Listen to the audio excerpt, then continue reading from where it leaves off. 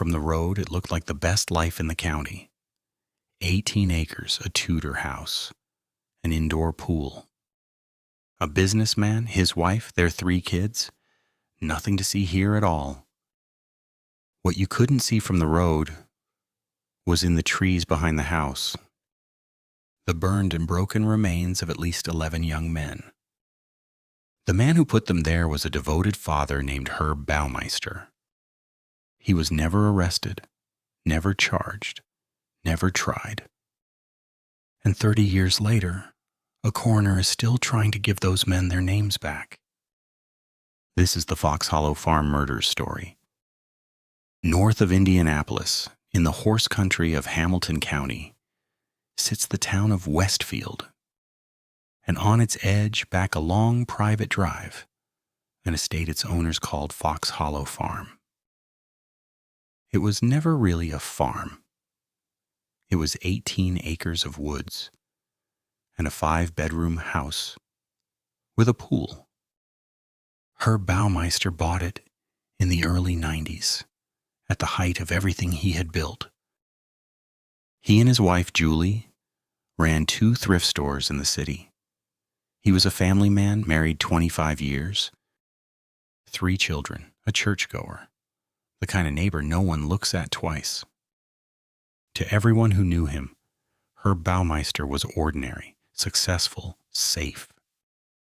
But underneath, it was coming apart. The business was failing, the marriage had gone cold. Years earlier, his own father had once had him hospitalized. It had never quite been explained. By day, he was Mr. Baumeister of Westfield. But at night, in the bars of downtown Indianapolis, he answered to a different name. He told the men he met there that his name was Brian Smart. In the early 90s, men were disappearing from that scene. Young, gay, last seen out for the night. Roger, Manuel, Alan, Johnny. One after another, they simply didn't come home. The community noticed before the police did. Their own newspapers started counting. The men had one quiet thing in common: a friendly stranger and an invitation to a private pool in the country. Investigators believe most of them died here, by this pool, at the hands of the man who called himself Brian Smart. We know what happened here because one man survived it and got out. He said Brian Smart had choked him near the water until he understood he was meant to die. He remembered strange details. Mannequins posed around the pool like guests at a party that never ended. 2 years earlier, the Baumeister's 13-year-old son had been playing in these same woods. He came back holding a human bone. His father had an answer ready.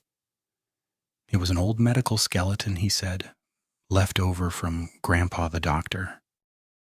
His wife believed him. Why wouldn't she? Then the man who got away saw Brian Smart's car again, and this time, someone got the plate. The plate gave Brian Smart a real name: Herbert Baumeister, thrift store owner, family man. A detective named Mary Wilson had been chasing these disappearances for 2 years. In November 1995, she walked into his store and asked him about the men. He denied everything, then admitted the bars, then refused to let anyone search his land. For months, that was the wall, the house, the woods, all of it off limits.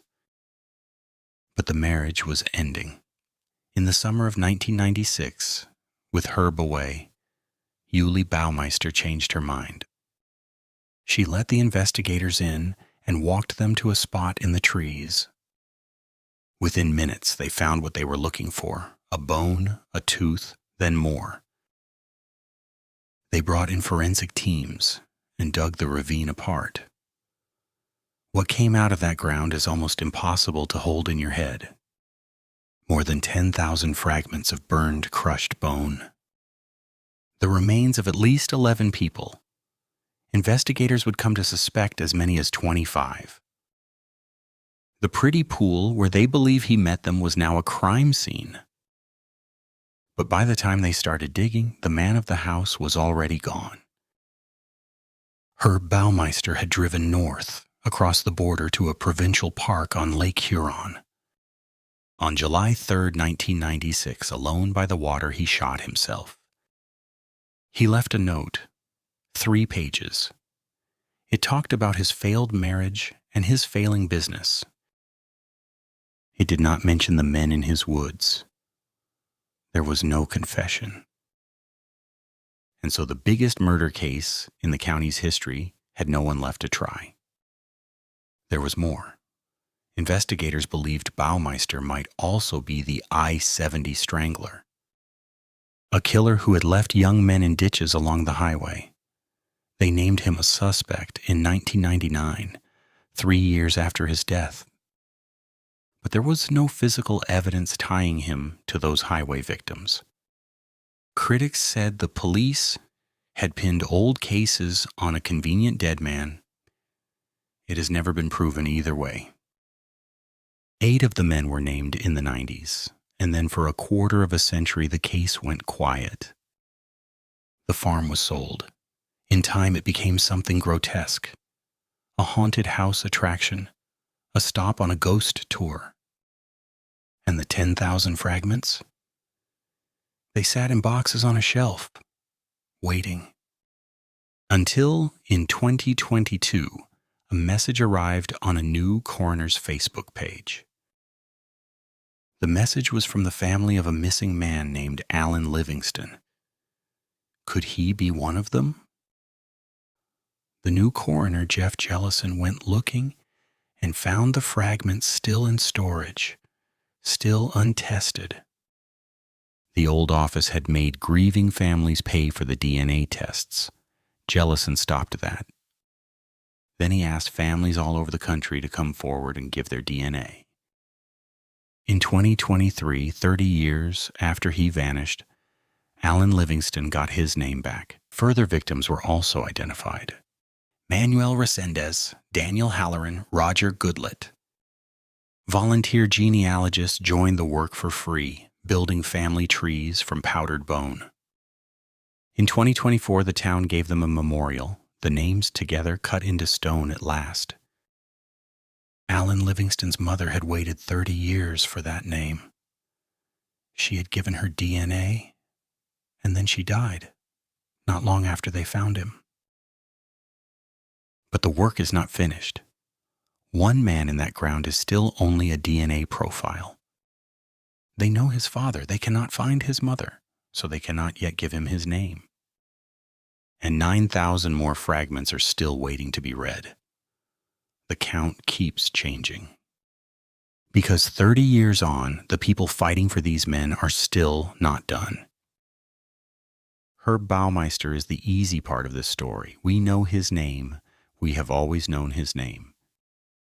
The hard part is the others.